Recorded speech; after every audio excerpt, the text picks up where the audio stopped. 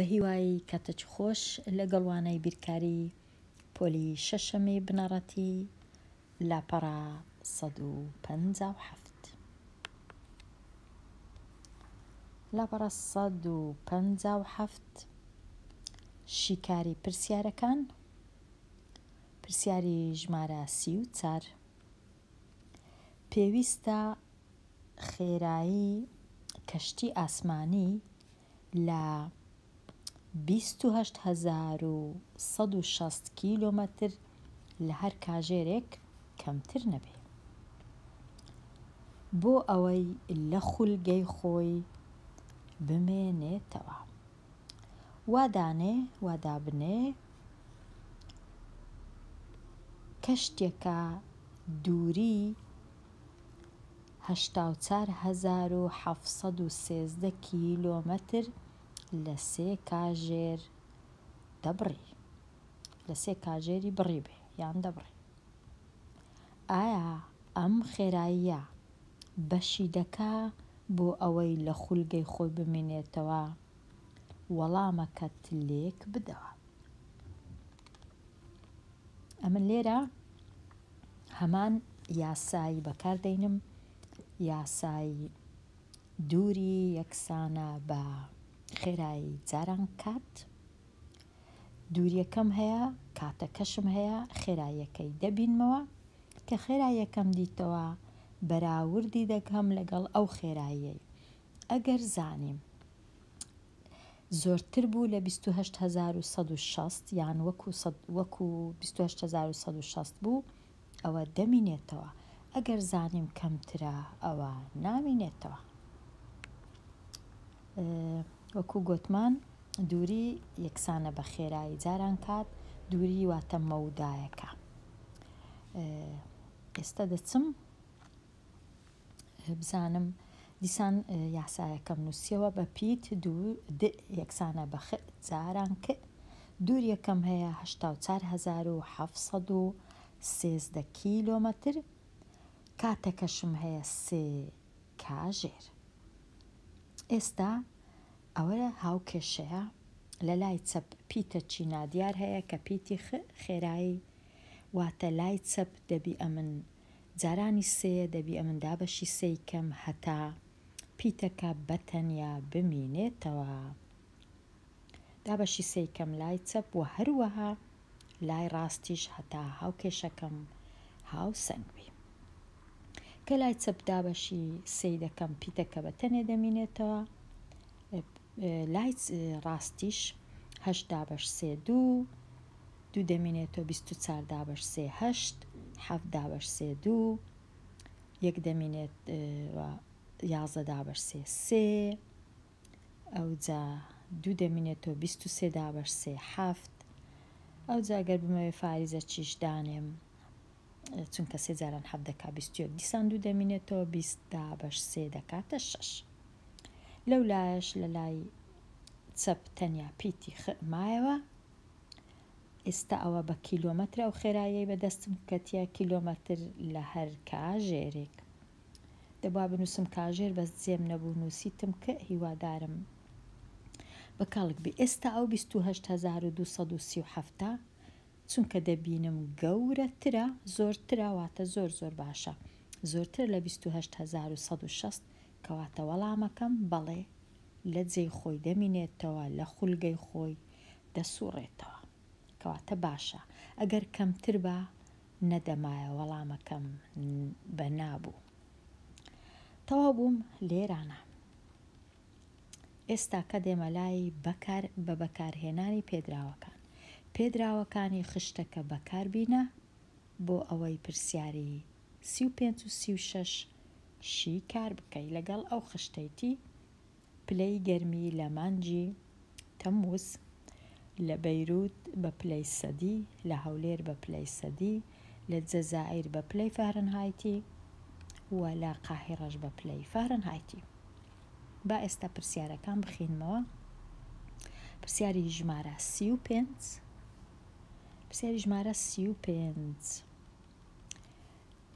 یاسای واتە فارنهایت یەکسانە بە 2 پلەی سەدی کۆسی جار بەجار ئەو یاسایە بەکاردێ بۆ گۆڕینی پێوانەی سەدی بۆ فارنهایتی لەسەر شێوەی نزیکراوەی، واتە وەڵامەکە 100% نییە، بەڵام نزیک کرایتەوە باشە، وەکو خەمڵاندنەکە. ئێستا پلەی گەرمی لە بەیروت و هەولێر بخەمڵێنە لەسەر پێوانەی فارنهایتی، واتە ئەو یاسایی بەکاربینەوە بزانە پلەی گەرمی چەندە لە هەولێر و لە بەیروت. یەکەم جار بەیروت با یاسایەکەی بەکاربینین. لێرە نووسیمەوە فارنهایتی دەکاتە 2 جاران کۆسی. دیسان دەنووسم چونکە ئەمن دەمێ فارنهایتی دەربینم، 2 جارانی بنووسم باشە کە دەبیتە ژمارە. پلەکە سی بوو لە بەیروت، کۆی دەکەمەوە لەگەڵ سی. ئێستا زۆر ئاسانە 2 جاران سی دەکا 60، کۆی دەکەمەوە دیسان لەگەڵ سی دەینووسمەوە بێگومان. ئەو جەلە هەنگاوی کۆتایی دەنووسم دەکاتە 60 دەکاتە 90 پلە. ئەوە بە خەمڵاندن، واتە بە تەواوی نا، بەڵام شتێک نزیک لە 90 پلەی فارنهایتی. دەبووە لێرش بنووسم بەڵام نەمنووسیە. ئەوە تەواو بووین. هەروەها لە شاری هەولێریش دەتوانین بە هەمان شێوە.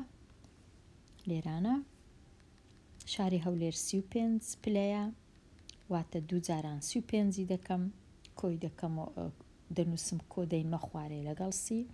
هەنگاوی سێەم یان دووەم 2 جاران 35 دەکە 7، کۆ سی. لە هەنگاوی چارەم 70 کۆ دەکەمەوە دەکا 100 پلەی فارنهایتی. ئەوە بە خەمڵاندن، وەک خەمڵاندنە، چونکە یاسایەکە وەکو گوتمان تەواو نییە، نزیک کراوەیە. ئێستا دێنە لای جەزائیر کە پلەکە بە فارنهایتیە، بەڵام لێرە بە پرسیاری 36 بخێنەوە. یاسایشکە بەکاردێ بۆ گۆڕینی پێوانەی فارنهایت بۆ پێوانەی سەدی لەسەر شێوەی دیسان نزیک کراوەی. ئەو جە لە جەزائیر و قاهیرە بخەمڵێنە لەسەر پێوانەی سەدی. ئێستا لێرە 96 با بچم ئەو یاسایە کە هەیە بەکاربینم. واتە پلەی سەدی دەکاتە نیو کەوانە کەم سی.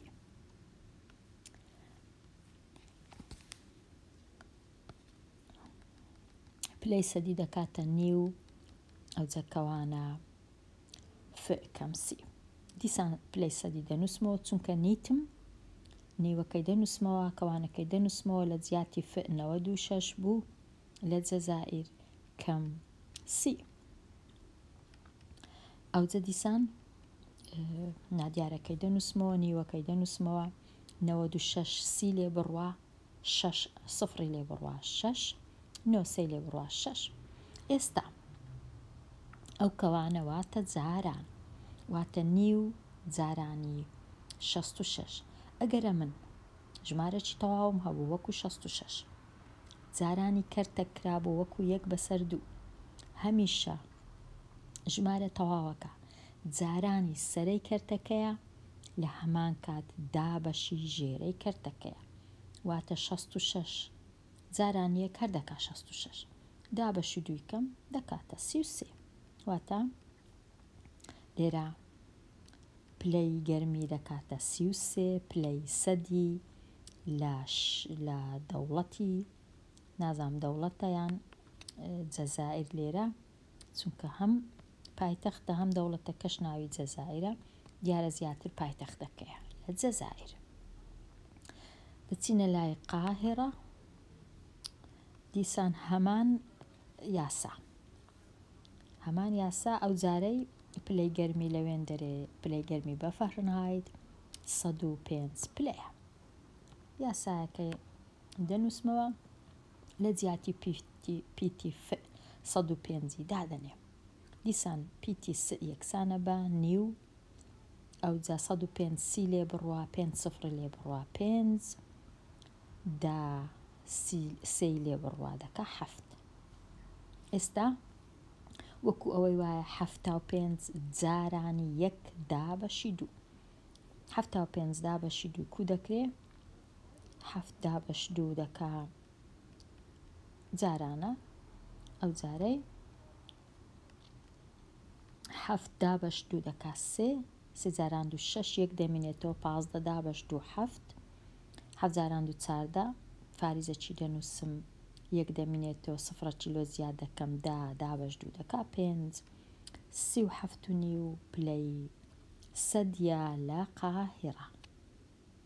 بەو جۆرەی بەو یاسا و ڕێس بەو یاسایەکی ئاسانترە بۆ خەمڵاندنی پلەی گەرمی هەم بە فەرەنهایت هەمیش بە سەدی. ئەوە تەواو بووین لەو پرسیارانە. پرسیاری 37 شیتەڵ ناکەم دێمە لای پێدا چوونەوە و ئامادە بوون شی کار بکە. پرسیاری 38 سێ جاران چ ژمارەك دەکا 15 زۆر ئاسانە 3 جاران 5 واتە س دەبی بکاتە 5 شیکارەکە پیتی س یەکسانە بە 5 زۆر ئاسانە. ساغیشی بکەینەوە 3 جارانی 5 دەکەم لێرە ئەوجا دەپرسم هێمای پرسیار ئایا دەکاتە 15 یان نا 3 جاران 5 بەڵێ دەکاتە 15 بەخۆشم هەر 15 هەبوو لە لای چەپ کەواتە شیکارەکەم ڕاستە زۆریش ئاسانە. ئەو جۆرە پرسیارانە لێرەش هەر زۆر ئاسانە. 7 جاران چ ژمارەك دەکاتە 42 7 جاران 6 ساختکردنەوەشی هەر پێ ناوێ چونکە هاوکێشەکە زۆر سادە و ساکارە. پیتی مە دەکاتە 6 لێرش هەر زۆر ئاسانە. چ ژمارەك دابەشی هەشتی بکەم دەکاتە 3 24 ئەو دوو ژمارە لێک دەدەم. ئەگەر 24ش بینم لێرە دانێم دابەشی هەشتی بکەم دەکا 3 ئەو لایەش هەر بەخۆی 3 کەواتە ساغیش دەکەمەوە. تەواو بووین لێرە دێمە لای پرسیاری 41 کام هاوکێشە دیار دەخا کە ژمارەیەک 6 بۆ زیاد کرا ببیتە 18. ژمارەیەک 6 لۆ زیاد کرا بووە 18 ئەوە ڕاستە. ئەوە کووە لێرە ژمارەیەک دەکاتە سەرجەمی 6 و 18 ئەوە ڕاستە. لێرە ئەگەر ئەوها نووسرابە لێرە دەقەکە کووە ژمارەیەکمان هەیە ئەگەر کۆی بکەینەوە لەگەڵ 18 دەبی بە 6 لێرە ئەوایە. لێرە ژمارەیەکمان هەیە کۆی بکەینەوە لەگەڵ 6 دەبیتە 18 یان 6 بۆ زیاد کرا دەبیتە 18 ئەوە ڕاستە. لێرەش چی هەیە ژمارەیەک هەیە 6 لێکەم کرا بوو بە 18 ئەگەر ئەو هایان دەقەکە ئەو هابوو ئاوای دەنووسین کەواتە زۆر ئاسانە. ئەگەر دەقەکە بە جوانی نووسرا بوو بزانین کامە هاوکێشە هەوە. دێمە لای پرسیاری 42 بڕی 2 س کۆ 4 س کەم 12 سادە بکە بە کۆکردنەوەی ڕادە لێک چووەکان پاشان نەک باشان چ بکەین پاشان بڕەکە بەهای بڕەکە بدۆزەوە ئەگەر س بکاتە 4 ئەوەش زۆر ئاسانە. ڕادەکانی کە لە یەک دەچن کامەنە ئەوە ئەو ڕادە و ئەو ڕادە. ڕادە واتە چ واتە هێمای کۆیان کەمیان لە مابەینێ هەیە. ئەگەر من ئەوەی کۆ بکەمەوە لەگەڵ ئەوەی 2 س لەگەڵ 4 س دەکاتە 6 س.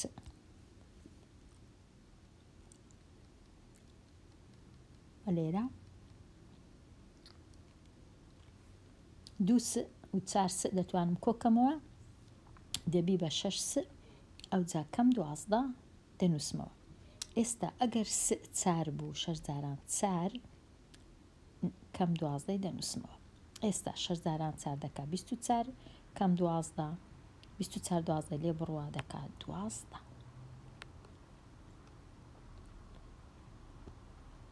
کامە ڕاستە؟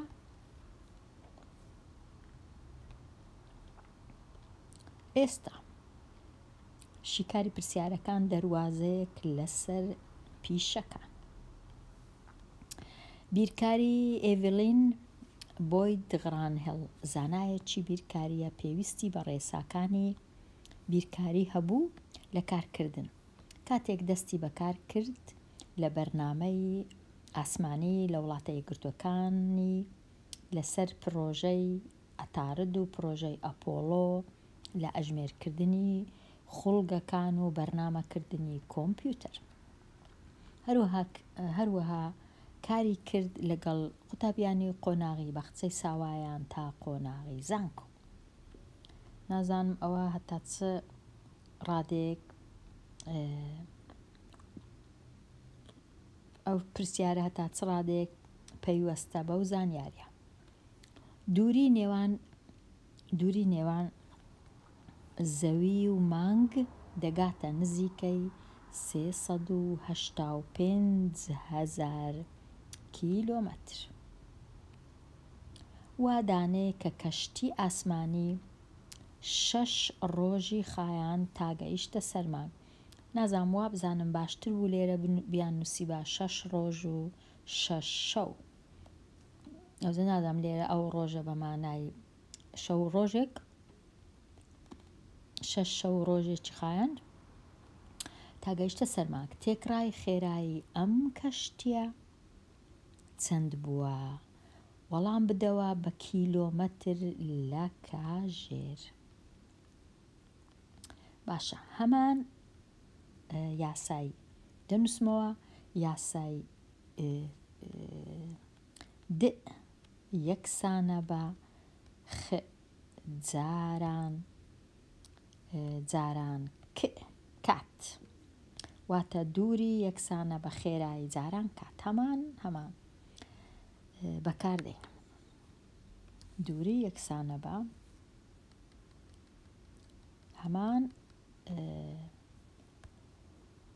یاسا. دووری یەکسانە بە خێرایی جاران کات. ئێستا لە جیاتی دووریەکەی چدا دەنێم 385,000. لە جیاتی خێراییەکەی هیچ دانانێم چونکە ئەمن بەخۆم دەبی خێراییەکەی ببینمەوە.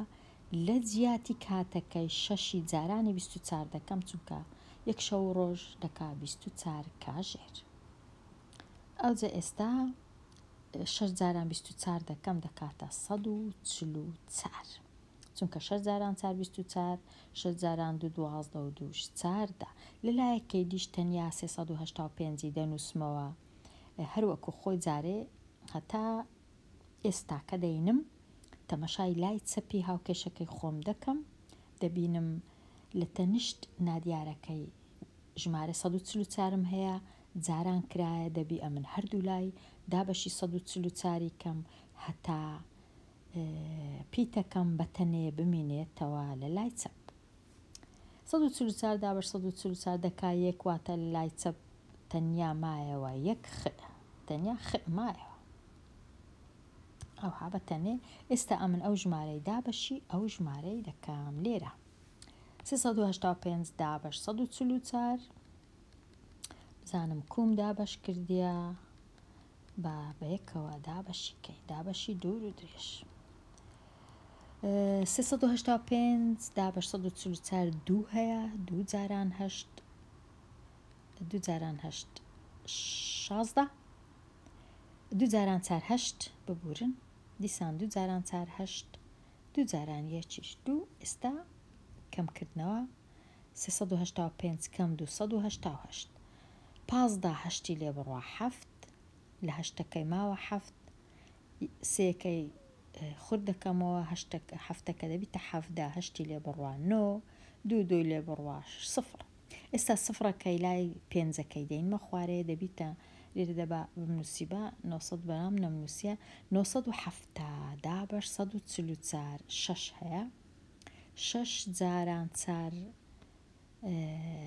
24 6 جاران 4 دیسان 24 لەگەڵ 2 26 6 جاران 1 6 لەگەڵ 2 8 970 کەم 864 دا ساری لێ بڕوا دەبیتە 6 لێرە ماوە 6 6 لێ بڕوا 0 9 1 لێ بڕوا 9 8 لێ بڕوا 1 106 دیسان سفرەکی دەینمە خوارێ 1 سفر مینایتە خوارێ سفری دووەمیش دەینمە خوارێ 1060 دابەشی 144 7 هەیە 7 جاران 4 28 دیسان 7 جاران 4 28 و 2 30 7 جاران 1 7 لەگەڵ 3 دەکاتە 10 1060 کەم 1008 دا 8 لێ بڕوا 2 5 شەشەکە بووە 5 سفر لێ بڕوا هەر 5 ئێستا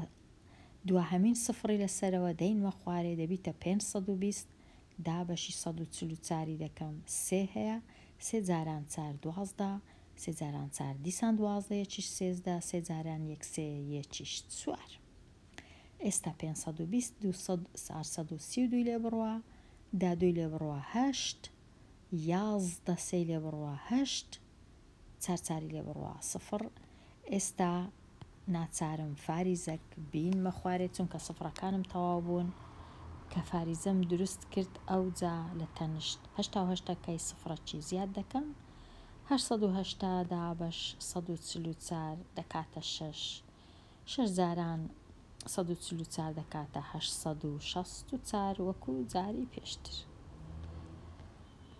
ئەوجا ئێستا پێی ناوێت چیت کە تەنیا بەسە یەک خانە پاشی فاریزەی خێراییەکە کردیە چەند کردیە ئەوە دابڕێنی یەکان ئەوەش دابڕێنی هەزاران کردیە 2673 کیلۆمەتر لە هەر یەک کاژێر خێراییەکی زۆر زۆرە ئەوجە بە 6 شەو و 6 ڕۆژ ئەگەر ئەوەی ئەمن تێگەیشت بم ڕۆژ واتە شەو و ڕۆژ کەشتی ئاسمانی دەگاتە سەر لە زەویوە دەگاتە سەر مانگ لەسەر زەوی بۆ سەر مانگ چونکە دووریەکە زۆر زۆر دوورە 385,000 کیلۆمەتر ئەوە ئێستا وا بزانم تەواو بووین لەو لاپەڕەیە و دێمە کۆتایی ئەو وانەیە هەتاوانەی داهاتوو هەر بژی